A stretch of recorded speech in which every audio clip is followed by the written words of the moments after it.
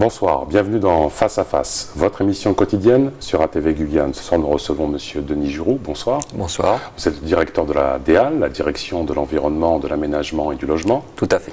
Première question, pourquoi l'état des routes guyanaises sont dans un état aussi déplorable?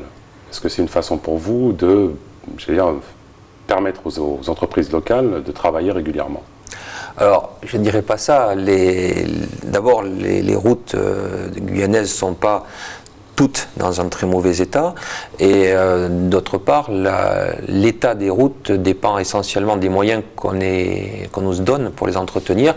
Et effectivement, depuis plusieurs années, nous n'avons pas globalement assez d'argent pour pouvoir les entretenir au niveau que nous souhaiterions. Alors, assez d'argent, cet argent, il viendrait d'où et de qui? Alors, l'entretien des routes nationales, donc l'ADEAL s'occupe des routes nationales, hein, donc National 1, National 2, donc du Suriname au Brésil, et l'argent lié à l'entretien de ces routes vient du ministère chargé des Transports. Donc le ministère ne joue pas le jeu ici en Guyane? Alors le ministère, comme tous les ministères, a des limitations dans ses crédits, et nous subissons la baisse des dépenses publiques d'une manière générale, qui impacte aussi donc l'entretien des routes. Même si l'année dernière, nous avons eu un triplement quasiment des crédits d'entretien, ce qui se voit puisque par exemple, après le pont de la Rive en direction de Macoria, on a pu refaire des bonnes parties de la chaussée par exemple. Alors, vos missions sont très très larges. Moi, il y a une question que je me pose. Aux États-Unis, on construit des routes et après on construit des logements. Et on a l'impression qu'ici, on construit des logements et ensuite on se dit « Ah zut, où est-ce qu'on met les routes ?» Alors je ne sais pas si aux États-Unis on construit toujours comme ça, mais en fait le principe qu'on essaie de développer ici, hein, c'est d'avoir des zones d'aménagement concerté dans lesquelles les logements, les infrastructures, les services publics et les transports sont conçus en tout cas pour fonctionner et se mettre en place ensemble. Après, il est clair qu'il faut que cette conception, que la réalité corresponde à ce qui est prévu, et c'est quelquefois un peu plus difficile. Mais un élément important, c'est aussi que le réseau routier lui-même n'est pas très dense et que donc on voit bien par exemple entre Cayenne et Kourou, voilà, les lotissements sont égrenés au long de la route et il y a très peu de maillage interne en dehors de par exemple la route nationale qui est le seul fil conducteur. Votre pouvoir est grand, votre responsabilité aussi. C'est l'ADEAL, tout le monde pense aux routes, mais c'est aussi le logement énormément. Vous n'intervenez pas auprès des collectivités pour leur dire attendez, on va peut-être construire 80 logements sociaux ailleurs qu'ici parce que ça représente 80 voitures au minimum qui vont s'intégrer dans ce trafic routier qui est déjà assez dense. Ça représente véritablement une vraie violence, les embouteillages sur l'île de Cayenne. C'est vrai. Alors l'aménagement d'une commune est de la responsabilité de la collectivité. C'est le plan d'urbanisme qui le définit. Il est permis de construire des... Alors après, pour les transports, il y a des schémas qui s'appellent de cohérence territoriale qui sont faits au niveau des agglomérations, enfin des communautés d'agglos. Et c'est tous ces schémas qui permettent de prévoir, de dimensionner le réseau. Après, nous, quand on instruit certains permis de construire, par exemple pour les logements sociaux de la CIMCO ou de la SIGI, on prend en compte bien sûr les accès routiers, que pour certains équipements également un peu structurants, il y a des concertations, mais les infrastructures autour, le maillage en fait intracommunal, effectivement doit être conçu et réalisé par les collectivités qui sont responsables de leur aménagement.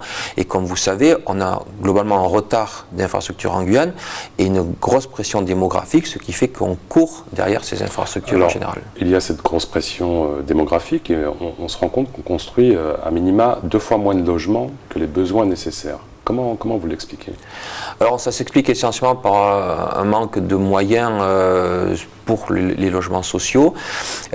Pour essayer de contrebalancer ça, donc après plusieurs années d'études, donc le gouvernement a mis en place en Guyane ce qui s'appelle une opération d'intérêt national, qui a été la fameuse OIN, qui a été publiée, officialisée l'année dernière, et qui identifie à peu près 5000 hectares de terrain qui seront les zones d'aménagement du futur. Et cette OIN doit permettre d'augmenter, de changer de braquet en fait sur le financement du logement et de l'aménagement sur l'ensemble de ces périmètres qui concernent 9 communes du littoral.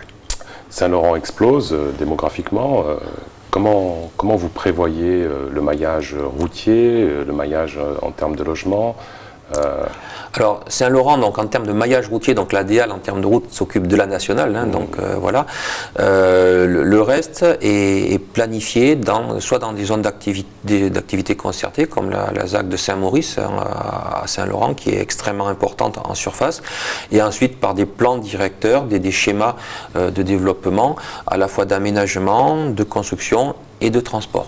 Mais d'une manière générale, si la solution, il n'y a pas une solution pour les embouteillages, mais il est sûr que pour limiter le temps d'embouteillage, il y a certes l'amélioration des réseaux routiers, donc le passage à 2 voies ou 2 fois 2 voies, mais il y a aussi des changements de pratique et en particulier le développement du transport collectif. Je roule sur la RN2 et je ne vois pas un nid de poule. J'ai un grave accident, qui est responsable? Alors, si vous roulez trop vite, c'est vous. Si je roule à vitesse normale. Si vous roulez à vitesse normale, vous devez être maître de votre véhicule et anticiper. C'est une façon pour vous d'éluder la question. Imaginons que je roule de nuit, il n'y a pas de signalement d'un nid de poule et je fracasse la roue, mon cardan. Voilà, c'est vous qui me remboursez, alors monsieur Giraud? Ensuite, dans des cas comme où il y a éventuellement une responsabilité du gestionnaire de la voirie qui peut être engagée, les assurances peuvent se retourner effectivement contre l'ADAL si c'est une route nationale, contre la CTG si c'est une route départementale. Le pont de la Comté, qui a connu un drame malheureux, quand est-ce qu'il sera achevé, ce nouveau pont? Alors, évidemment, le décès qu'il y a eu il y a quelques jours a stoppé le chantier. Donc, nous avons vu avec Bouygues et Matière, donc les entreprises qui fabriquent le pont, à la fois donc, pour déterminer, dans le cadre d'enquête, ce qui s'est passé, et les modalités de redémarrage du chantier. Donc, nous espérons qu'il sera... Alors, le pont lui-même devrait être terminé à peu près en milieu d'année. Sa mise en service va dépendre du temps qu'on met pour faire les raccordements, donc les terrassements donc au plus tard pour vous? Je pense qu'en fin d'année au plus tard, fin d'année civile et probablement en saison sèche.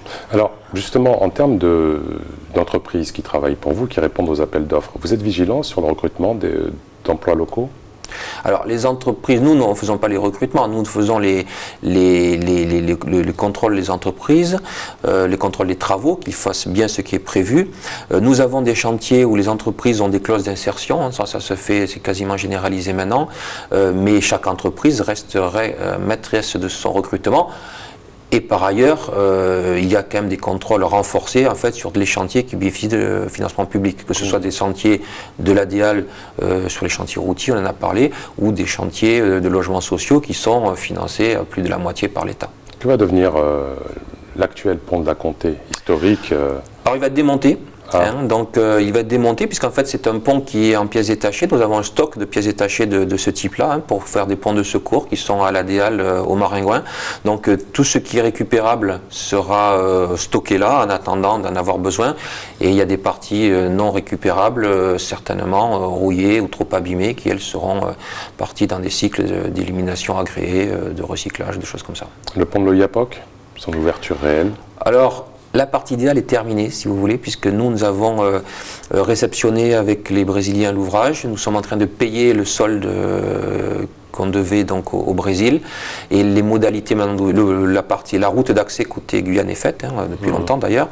Donc maintenant, ce ne sont plus que des modalités, on va dire, administratives au sens police, contrôle, douane, assurance qui doivent être mises en place. Techniquement, ils fonctionnent. Merci beaucoup, monsieur Denis Giraud. Je vous remercie. Merci d'avoir suivi cette émission. Les programmes continuent sur ATV. À bientôt, les amis.